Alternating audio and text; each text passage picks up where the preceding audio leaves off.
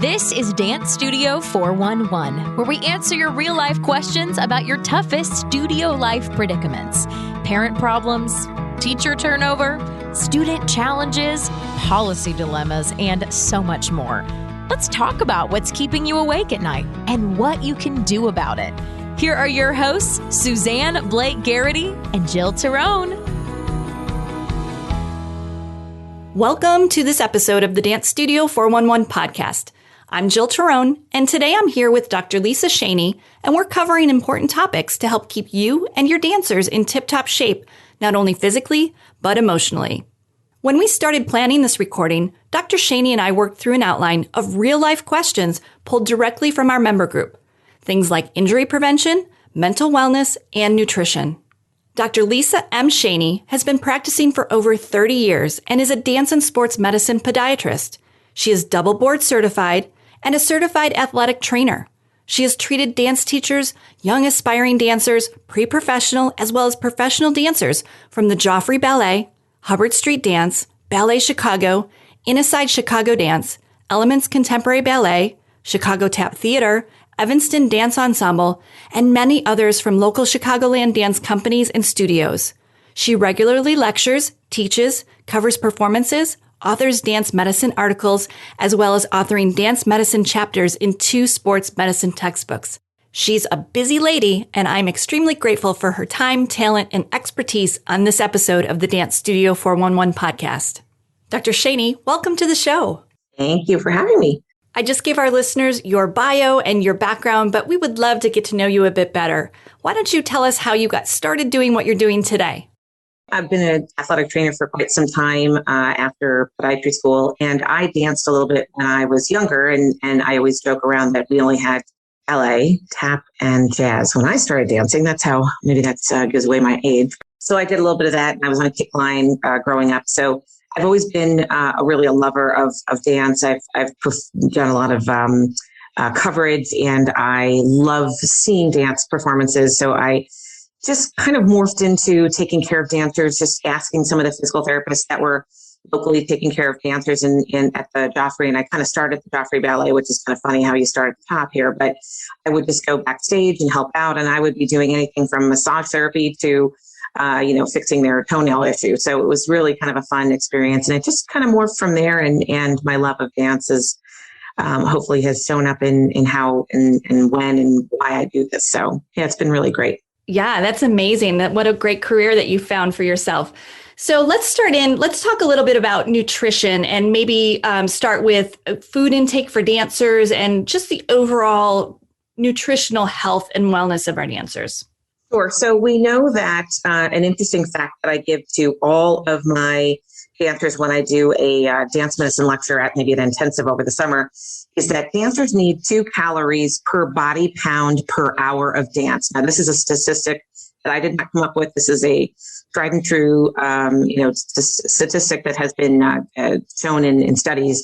So basically, if somebody weighs 120 pounds, they're going to be utilizing 240 calories per hour of their dancing. Now, this kind of takes in all kinds of dance, whether you're sitting down waiting for your turn or you're in a class. And I always tell my, typically my girls and some of the boys that are there at the intensives that it's really important to understand that if you are dancing for 4 or 5 hours, think about how many calories that is.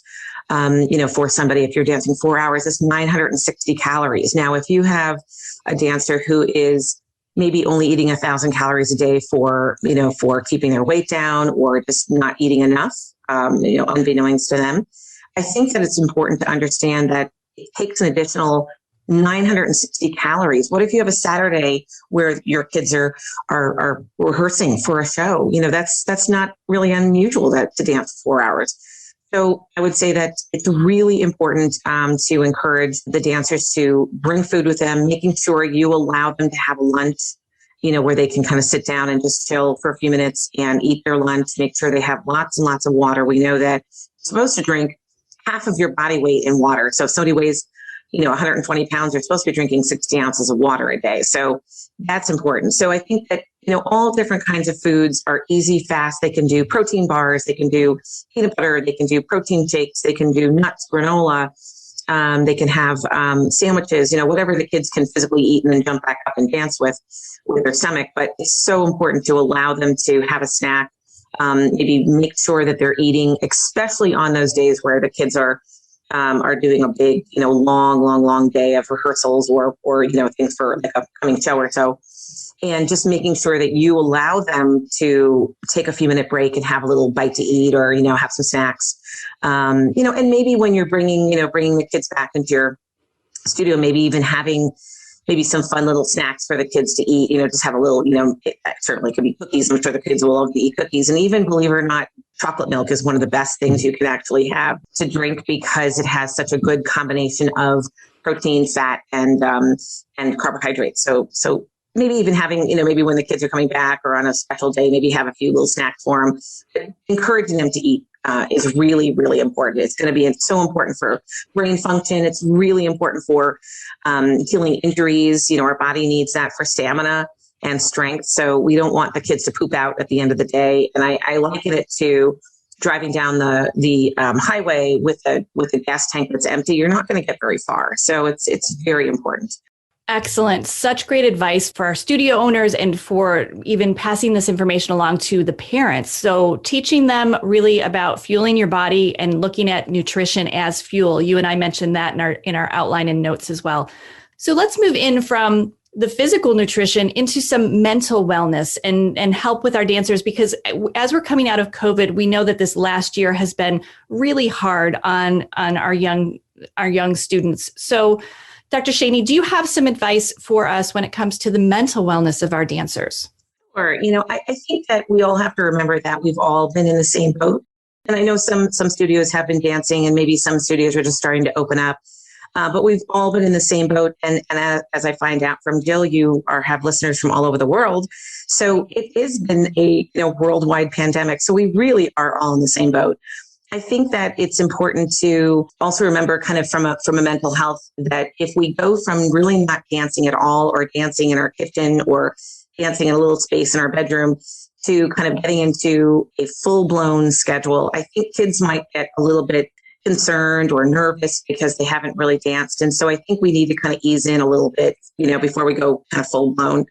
And then I think that, one of the things that maybe you could kind of add to your mix, maybe just a little bit early on, is maybe think about yoga, Pilates, some gyrotonics, some of those types of maybe, I don't know if you want to call it a class or maybe mix it into maybe part of your ballet class. I think if we kind of ease in slowly and we kind of let everybody know that we're not expecting them to be ready to kind of get into performance tomorrow, I think that that's going to be a little bit, ease their concerns a little bit. And I think the biggest thing is that we just, especially with our younger kids, they just have to have some fun. So maybe make some of your classes a little bit more of a fun class, maybe not so strict. I know some of you have the stick and you're bouncing it on the ground and all that, but maybe make it fun, put some fun music on. The kids can bop around and just have some, just dance and just have some fun and maybe make it a little bit less structured. I was kind of thinking one of the things that could be kind of fun for the kids, because they're all on Facebook and Instagram, is maybe do a dance pose of the day. Like you all kind of take a picture and share it with your friends, and just kind of do strike a pose kind of thing. And just really, I think, have fun, ease in, just play some fun music and, maybe not make it so serious in the first, maybe a handful of weeks while you're kind of ramping up a little bit. So I also think we all need to kind of get off our computer.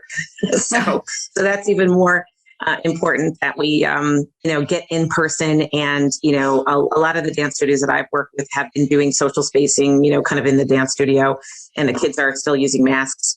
But I think even I've asked so many dancers that I see recently that I think dancers would rather dance with a mask than not dance at all. So if you feel comfortable having the kids come in and space them out a little bit and dance with masks, I think they'd rather be doing that than not. Absolutely. I agree with you. So making it fun, encouraging maybe some use on social media to spread the word and just enjoy being back in the studio. And certainly that whole social aspect is so important for their mental wellness. I agree. Let's get rid of the computers for a while. Hopefully we can do that and get back strong. Dr. Schoene, I know we're going to probably talk the majority of this podcast about injury prevention. So I'm going to let you run with this. We've had a lot of questions that really pertain to injuries. We're seeing a lot of stress on knees. We're seeing a lot of just overall concern. And it could be because we are coming out of COVID and the lack of use of our bodies and confining them to smaller spaces. So as we talk about injury prevention, what type of advice can you give our studio owner listeners that might help with their dancers and with their classes and even help maybe teach their faculty a little bit?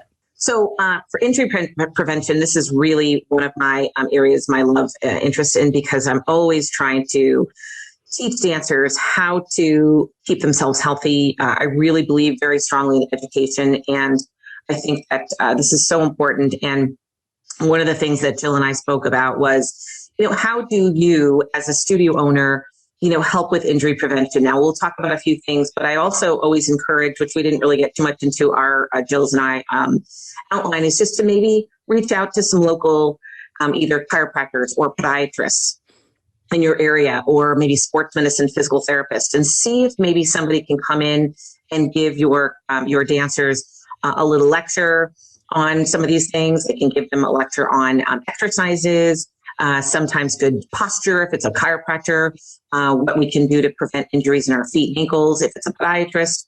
And I think that I do that with a lot of my studios and a lot of my dance companies. And I think that it really makes their intensive even that much better, just because it gives the kids some food for thought.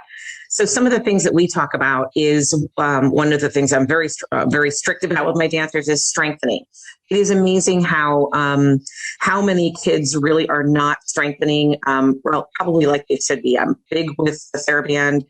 There are so many important foot and ankle exercises, lower extremity exercises, hip and core exercises, abdominal exercises. And that's why I mentioned earlier, maybe bringing in some gyrotonics or bringing in some Pilates type classes. Everybody can do some floor mat kind of classes, or maybe just pull in a few of the exercises that you all like. I'm sure pretty much every dance teacher has taken a couple of Pilates classes or yoga classes.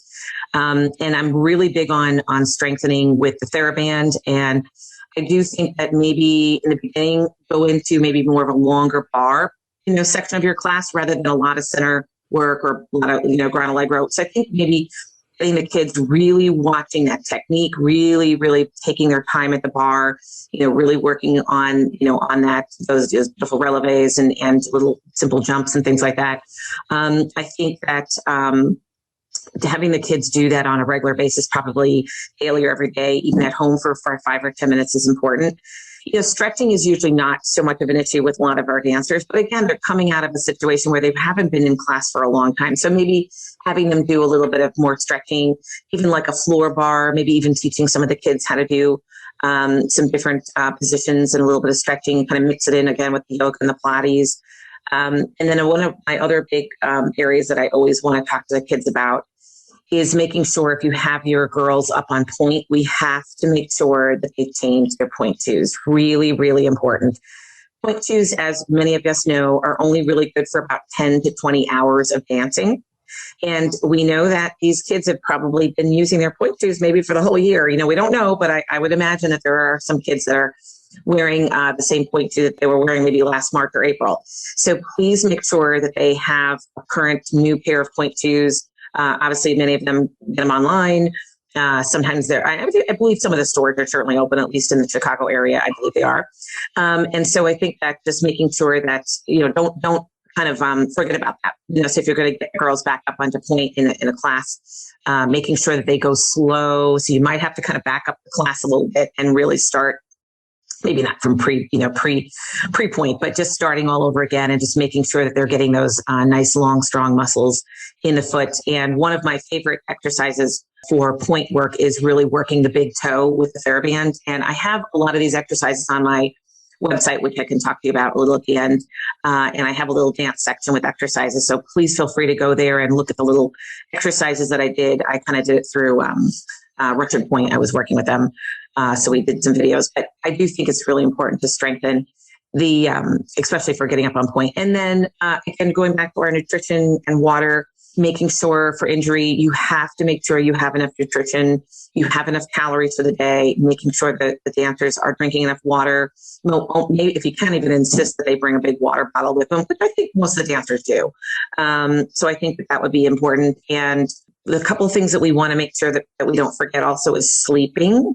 So enough of the kids, they do say that, kids really need more sleep than we think that they do. And a lot of times if they're, if they're going and they're in classes at school and then they're doing all of their dance and then some of them play sports on the outside of dance, it's pretty stressful for the dancers. And so I think that we have to just make sure that we're encouraging them to get enough sleep and go to bed at the proper time. And so I think that shouldn't be completely overlooked. And then again, I just think that we just have to ease back in slowly. We do know that when I go to dance medicine seminars, we talk about exposure hours. And basically the word exposure hours means how many hours a dancer is dancing for the year or for the day, And we know that statistically speaking, when dancers start increasing their number of hours that they dance, there is it ups the injury rate. So we have to ease in slowly. So I think that going back to just our earlier comments about maybe bringing in some yoga, some Pilates, some gyrotonics, bring in a little bit of a longer bar section of your class, easing in and just, kind of really having, just that slow kind of progression, I think is going to be smart. Because really, if you were a runner, you're not going to go run a marathon without training for a long time. So, I think of a show or a competition that's very, pretty high, really up there. I think that you have to kind of equate that to almost like running a marathon. So we have to kind of ease in slowly. So I think if we can just, take our time and enjoy while we're getting back in and really use it as a social time, I think that will be really great. That's wonderful advice, Dr. Schoene. Thank you so much. So I love the fact that you're really encouraging the studio owners to look outside to local professionals to help them as well. Maybe bringing somebody that's very well versed in yoga or Pilates or nutrition even into your studio is great advice. And it just for everybody listening to, Dr. Schoene referred to exercises on her website. We're going to have a link to that in our show notes. So be sure to take a peek and visit all of the great information that she has on our website. You can link right through from the show notes.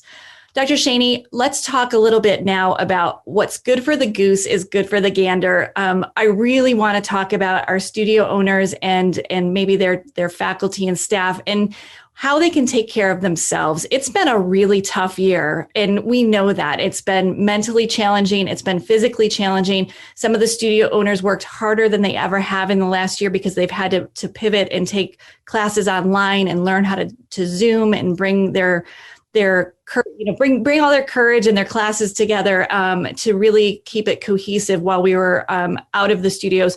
So let's talk about self-care. I think that's extremely important. And I'd love to finish out our podcast today, really giving the studio owners a great boost to help them take care of themselves.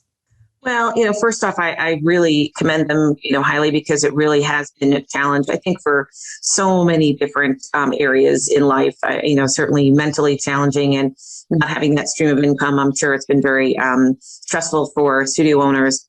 But, the one thing that I have to say is that dancers are very resilient, as you all know. And I think that everybody's ready to get back into the swing of things. And I really feel that everything will bounce back pretty quickly here.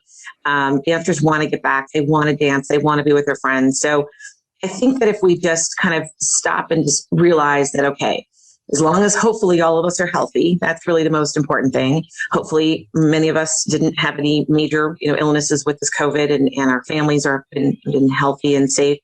I think that just having your dancers back in the studios, I think will be just so joyful for all of you, because that's what you do. You love dance, you love to teach, you want to have your students and your kids around you. So I think that just getting just having the camaraderie and having the community around you, I think is going to be really helpful.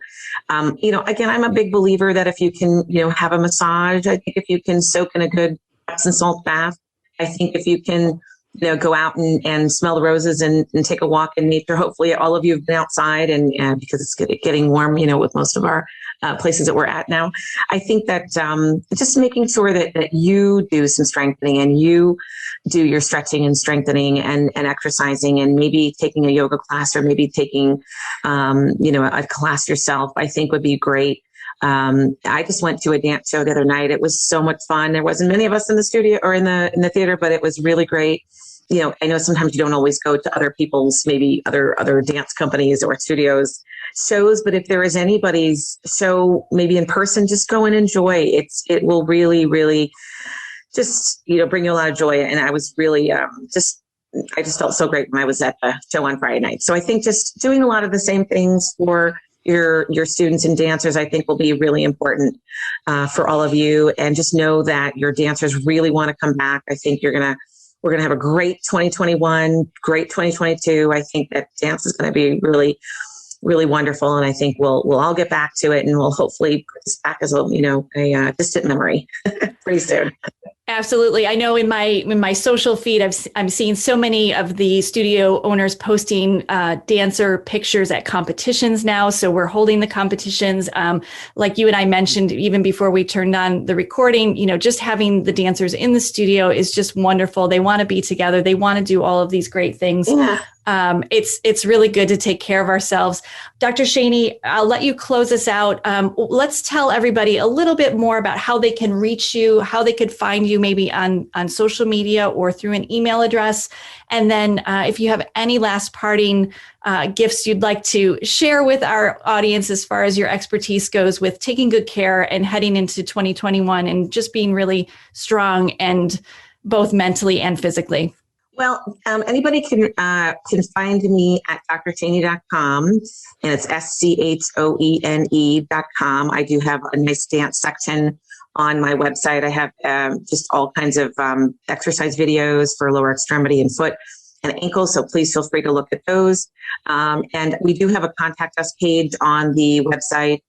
Or if somebody wants to email us directly, it could be the name staff, STAFF, at drschoene.com. So we can always have you send a quick email. And if you have any questions about any particular cancer, or maybe any questions on what some of the things we talked about today, I'd be certainly happy to get back to you either via phone call or email. So please feel free to reach out if you have any other maybe interest in, having somebody come out and give a lecture at your dance studio. If you're in the local Chicagoland area, I would be happy to help you do that. But if you are outside our area, certainly maybe I can give you some suggestions on that as well. So please feel free to reach out. We do have a Facebook page, just Dr. Schoene, I think, on the Facebook as well. But probably the website's our best place to get in touch. And I hope that all of you just stay positive. This is going to be a great year. We're coming into spring and summer.